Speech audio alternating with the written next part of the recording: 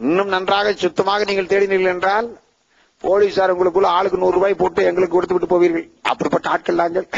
ஆகவே இப்படித்தான் இருக்க வேண்டும் என்று நாங்கள் விரும்புகிறோம். நீங்கள் இப்ப தேடினீர்களே, எங்களுக்கு தொந்தரவு தான். ஆனால் இதை தொந்தரவாக நாங்கள் நினைக்கவில்லை. இப்படி நீங்கள் தொடர்ந்து செய்ய வேண்டும் என்று விரும்புகிறோம். யாராக இருந்தாலும் தடுத்து நிறுத்துங்கள். நீங்க இதே மாதிரி பரிசோதனை செய்யுங்கள். ஆனால் சில நியாயமான பணம் செல்லும், நான் இல்லை என்று சொல்லவில்லை. அதை பற்றியும் நீங்கள் சிந்தித்து பார்த்து நியாயமாக செல்லுகிற போது கொஞ்சம் அதிகமான முறைகளை யோசித்து பணப்பட்டுவாடா நடக்காமல் செய்வதற்கு எத்தனையோ யுத்திகளை நீங்கள் மேற்கொள்ள முடியும். அதையும் சேர்ந்து செய்ய வேண்டும். பணம் இப்படி எல்லாம் போக வேண்டும், இதெல்லாம் சரிதான். என்னை பொறுத்தளவில் கொஞ்சம் ஓவரா தெரியும். ஆனால் மிக மோசமான நிலைமையில் இருப்பதால் கொஞ்சம் ஓவராக இருந்தாலும் கூட கவலை இல்லை என்று நான் கருதுகிறேன். ஆனால் இதே மாதிரி இன்னும் சில யுத்திகளை பின்பற்றி இந்த கிராமங்களில் படிக்காதவர்கள், குடிசைகளில் இருக்கக்கூடியவர்கள், சேரிகளில் வாழக்கூடிய மக்கள், பாட்டாளி மக்கள், அறியாமலே ஆழ்ந்திருக்கிற மக்கள், இவர்களுக்கெல்லாம் கடைசி நேரத்திலே அல்லது பணம் கொடுப்பார்கள் அல்லவா, அதை எப்படியாவது தடுத்து நிறுத்துங்கள். பணம் கொடுக்காமல் இந்த தேர்தல் நடைபெற்றது என்பதை நீங்கள் நிரூபித்து காட்ட வேண்டும். ஏதோ ஒரு மதுரைக்கு பக்கத்தில் ஏதோ ஒரு ஊரில் இடைத்தேர்தல் நடந்த போது அங்கு அனைவரும் பணத்தால் அடித்து ஓட்டு வாங்கியதாக சொன்னார்கள். எங்களுக்கு அவதான் தெரியும். அந்த ஊரின் பெயரை சொல்லி ஒரு சூத்திரம், ஃபார்முலா என்று கூட சொல்லிவிட்டார்கள். ஆனால் என்னை பொறுத்தளவே சொல்கிறேன், இந்த தேர்தல் ஆணையம் உண்மையான ஆணையமாக இருக்க வேண்டும் என்றால் ஒத்த பைசா கூட தமிழகத்திலே பணம் விநியோகம் செய்யப்படவில்லை என்பதை உறுதி செய்ய வேண்டும். அந்த அளவுக்கு இன்னும் கராராக இருக்க வேண்டும். எப்படியெல்லாம் இருக்க வேண்டுமோ அப்படி இருக்க வேண்டும். கராராக இருப்பது ஒன்றும் தவறில்லை. ஆகவே அவர்கள் என்ன செய்ய வேண்டும்? பணம் பட்டுவாடா செய்யக்கூடாது, பொருட்கள் பட்டுவாடா செய்யக்கூடாது. வாக்காளருக்கு அந்த மாதிரியான பொருட்கள். அதே மாதிரி இந்த வால் போஸ்ட் ஒட்டாமல் இருப்பது, பிளக்ஸ் தட்டி கட்டாமல் இருப்பது, ஐயோ அந்த முகங்களை எல்லாம் இந்த பிளக்ஸ் தட்டியிலே பார்த்து கும்பிடு போட்ட முகங்களை பார்க்காமல் இருப்பது எவ்வளவு மகிழ்ச்சியாக இருக்கிறது தெரியுமா? திரும்புகிற இடமெல்லாம் சுவற்றை நாசம் பண்ணி எல்லா சுவர்களிலும் இவர்கள் ஏதோ வந்தா அந்த நாட்டையே தலைகளாக மாற்றி விடுவது போல வசனங்களை எல்லாம் எழுதி கொடுமைகளுக்கு ஒரு முற்றுப்புள்ளி வைக்கப்பட்டதே மகிழ்ச்சியாக இருக்கிறது. சுவர் விளம்பரம், ஒளிபெருக்கி விளம்பரங்கள் குறைந்து விட்ட பட்சத்துல இது தேர்தல்ல வாக்காளிகளிடையே எந்த விதமான பிரதிபலிப்பை ஏற்படுத்தும் நீங்க நினைக்கிறீங்க? அதே போல எங்கு பார்த்தாலும் ஒளிபெருக்கி அலறிக்கொண்டே இருக்கும். தூங்க முடியாது, நடக்க முடியாது, படிக்க முடியாது, பள்ளிக்கூடத்து மாணவர்கள் நிம்மதியாக இருக்க முடியாது. ஆனால் நல்ல வேளை அதெல்லாம் கொஞ்சம் மட்டுப்பட்டது. ஆனால் மக்களுக்கு ஒவ்வொரு கட்சியினுடைய கொள்கையும், ஒவ்வொரு கட்சி வைத்திருக்கிற தேர்தல் அறிக்கை பற்றியும், அந்த வேட்பாளரை பற்றியும், அந்த வாழ்க்கை குறிப்பை பற்றியும் அச்சிட்டு கொடுப்பதற்கும், அவர்களுக்கு சரியான முறைகளை சொல்லி அவர்கள் சின்னத்தை கொண்டு போய் சேர்ப்பதற்கும், அந்த வேட்பாளரின் சின்னம், அந்த அரசியல் கட்சியின் சின்னம் அது சரியாக சென்றடைவதற்குமான வாய்ப்பும் சூழ்நிலையும் இருக்க வேண்டும். அது மறுக்கக்கூடாது. ஏனென்றால் சில அரசியல் கட்சிகளுக்கு தொலைக்காட்சிகள் இருக்கின்றன. அவர்கள் ஒரே வினாடியில் தங்கள் தொலைக்காட்சி மூலமாக அவர்களே கொடுத்த இலவச தொலைக்காட்சிகளும் இருக்கின்றன. அப்படியெல்லாம் தொலைக்காட்சி மூலமாக உடனடியாக அவர்கள் அந்த கருத்தை சென்றடைய வைத்து விடுவார்கள். அப்படி தொலைக்காட்சிகளே இல்லாத அரசியல் கட்சிகள் என்ன செய்வார்கள்? ஆகவே இன்னும் சில முக்கியமான, சில வேறு மாதிரி வித்தியாசமான விஷயங்கள் எல்லாம் சிந்திக்க வேண்டும். இன்னும் லோக்கல் நியூஸ் இந்த மாதிரி விஷயங்கள்லாம் கூட ரத்து பண்ணியிருக்கிறார்கள். ஏன்னா அவங்களுக்கு சாதகமா சில செய்திகள் போட்டு மக்களை மாற்றி விடுவார்கள் எல்லாம் கூட யோசித்திருக்கிறார்கள். இன்னும் கொஞ்சம் யோசிக்க வேண்டும் என்று நான் நினைக்கின்றேன். அனைத்து அரசியலுக்கு பொறுப்புள்ள அரசியல் கட்சிகள், அனைத்து அரசியல் கட்சிகள் என்றால் தேசத்தின் மீது அக்கறையுள்ள அரசியல் கட்சிகள், பொறுப்புள்ள அரசியல் கட்சிகள் இருக்கின்றன. அப்படிப்பட்ட அரசியல் கட்சிகள் இருக்கின்றன, நல்ல மனிதர்கள் இருக்கின்றார்கள். அவர்கள் எல்லாம் அழைத்து எப்படியெல்லாம் சில யுத்திகளை பின்பற்றலாம் என்று கூட தேர்தல் ஆணையம் பல விவாதங்களை நடத்தி சில முக்கியமான முடிவுகளை எடுக்க வேண்டும். வாக்காளர் பாத்தீங்க அப்படின்னா ஓட்டு போடுறதுக்கு முன்னாடி அவங்க போடுற அவங்களோட உரிமைக்காக போடுற ஓட்டுக்காகவே பணம் வாங்கிக்கிறாங்க.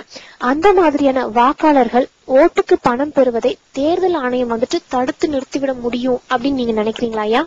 எப்படியும் வாக்காளருக்கு பணம் கொடுப்பதற்கு உயிரை கொடுத்தாவது கொடுக்காமல் தடுக்க வேண்டும். பணம் கொடுக்காமல் தடுப்பது ஒருவேளை இந்த தடவை தேர்தல் ஆணையம் செய்துவிட்டால் அதைவிட பெரிய சாதனை எதுவும் இல்லை. சுவர் விளம்பரம், ஒளிபெருக்கி விளம்பரங்கள் குறைந்து விட்ட பட்சத்துல இது தேர்தல்ல வாக்காளிகளிடையே எந்த விதமான பிரதிபலிப்பை ஏற்படுத்தும் நீங்க நினைக்கிறீங்க? தேர்தல் ஆணையம் இப்போது இதுவரை செய்திருப்பதை நான் வரவேற்கின்றோம். இன்னும் மேலும் வித்தியாசமான முறையில் செய்ய வேண்டும்.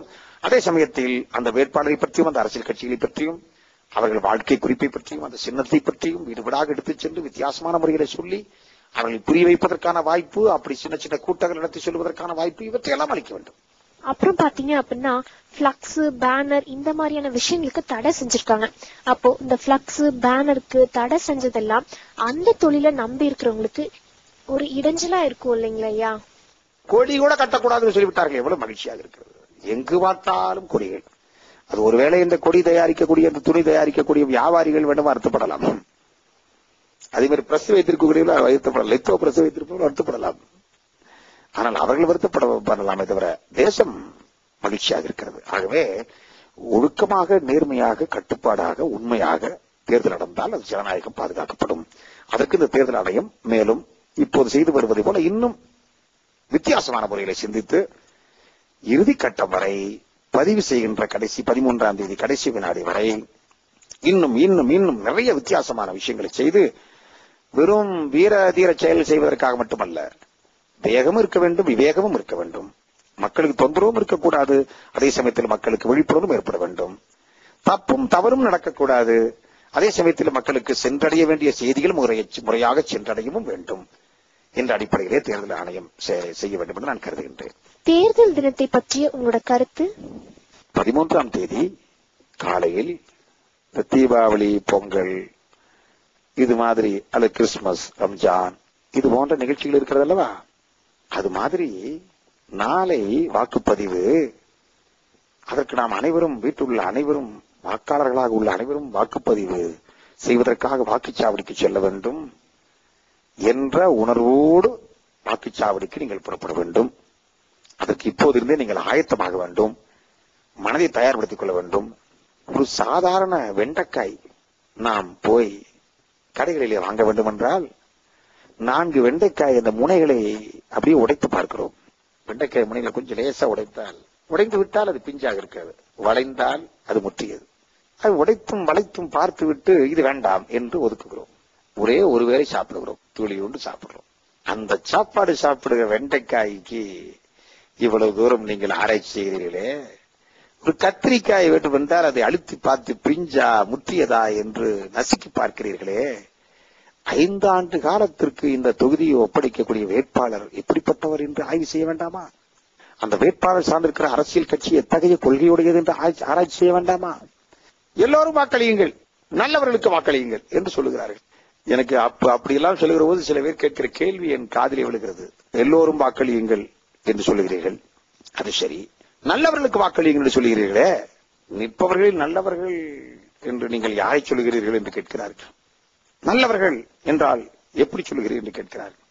அப்படிப்பட்டவர்களுக்கு நான் சொல்ல விரும்புவது, ஒரு 2 பேர் 4 பேர் நிற்கிறார்கள் என்றால் அதில் குணம் நாடி குற்றமும் நாடி அவற்றுள் மிகை நாடி மிக்க கொள்ள என்று வள்ளுவன் சொன்னான். அதுபோல குணமும் குற்றமும் ஆய்வு செய்து, குணம் இருக்கும் குற்றம் இருக்கும், அந்த அரசியல் கட்சிகளுக்கும் இருக்கும் அவர்களுக்கும் இருக்கும், அதை ஆய்வு செய்து இந்த இருவரில், அந்த 2 இயக்கங்களில், அந்த 2 கூட்டணிகளில் எது குறைவான ஆபத்துள்ளது, வெளிப்படையாக சொல்ல வேண்டும் என்றால் இதுவும் நல்லது அதுவும் நல்லது என்று இருந்தால் எது மிகச் சிறந்தது என்று பாருங்கள். இதுவும் கெட்டது அதுவும் கெட்டது என்று இருந்தால் எது குறைவான கெட்டது என்று பாருங்கள். ஆனால் வாக்களிக்காமல் மட்டும் இருந்து விடாதீர்கள். அதே சமயத்தில் இன்னொன்றையும் வாக்காளர் பெருமக்களை சொல்லிக்கொள்ள விரும்புகின்றோம். அரசியல் என்பது அசிங்கமானது, அருவருக்கத்தக்கது என்று ஒதுங்காதீர்கள். அப்படி நீங்கள் ஒதுங்கினீர்கள் என்றால், கொஞ்ச நஞ்ச அரசியலே நல்லவர்கள் இருக்கக்கூடியவர்கள் எல்லாம் ஒதுங்கினீர்கள் என்றால் அது முழுக்க முழுக்க அருவருக்கத்தக்க மனிதர்களின் கூடாரமாக மாறிவிடும். காந்தியடிகள் அரசியல் தானே இருந்தார், மகாகவி பாரதி அரசியல்வாதி தானே, ஜவஹர்லால் நேரு இந்தியாவின் பிரதமர் மட்டுமல்ல சுதந்திர போராட்ட தியாகி தானே, ஒரு அரசியல்வாதி தானே, கர்ம வீரர் காமராஜர் அரசியல்வாதி தானே, தமிழகத்தின் மிகச்சிறந்த தியாகத்திற்கு எடுத்துக்காட்டாக இருந்த ஜீவானந்தம் அரசியல்வாதி தானே. இவரெல்லாம் அரசியல்வாதிகள் இல்லையா? ராவு சிதம்பரம் அரசியல்வாதி இல்லையா? அரசியலை தூய்மைப்படுத்துவதற்காக முயற்சியுங்கள். ஆகவே தூய்மையாளர்களை அரசியலுக்கு வாருங்கள், அரசியலுக்கு வாருங்கள். எந்த கட்சியில் இருப்பீங்களா என்பது வேறு விஷயம். நான் கட்சி அரசியலுக்குள் இப்போது செல்லவில்லை, ஆனால் பொது அரசியலுக்கு நீங்கள் வாருங்கள். அரசியல் கட்சிகளுக்குள் வராவிட்டால் கூட பரவாயில்லை, நீங்கள் வெளியிலே இருந்தவாறு அரசியலை பற்றி ஆய்வு செய்யுங்கள், அரசியலுக்குள் ஈடுபாட்டை செலுத்துங்கள், அரசியல் ரீதியாக ஒன்றை பாருங்கள், அரசியல் ரீதியாக ஒன்றை பற்றி சிந்தியுங்கள். ஏனென்றால் அரசியல் தான் கோலோச்சுகிறது என்பதை நீங்கள் மறந்துவிட வேண்டாம். அறநெறிகளை சொல்லிக் கொண்டிருக்கலாம். ஆனால் அரசியல் தானே ஆட்சியில இருக்கிறது. ஆட்சியில யாரை வேண்டுமானால் விட்டுவிட்டு அறநெறியை பற்றி சொல்லிக் கொண்டது என்ன பயன்? நான் 1330 அருங்குறட்பாக்களையும் அறிந்து வைத்திருக்கிறேன், என்ன பயன்? அரசியல் யார் வேண்டுமானால் ஆளட்டும் என்று விட்டுவிட்டு அருங்குறட்பாக்களை தெரிந்து வைத்துவிட்டு என்ன பயன்?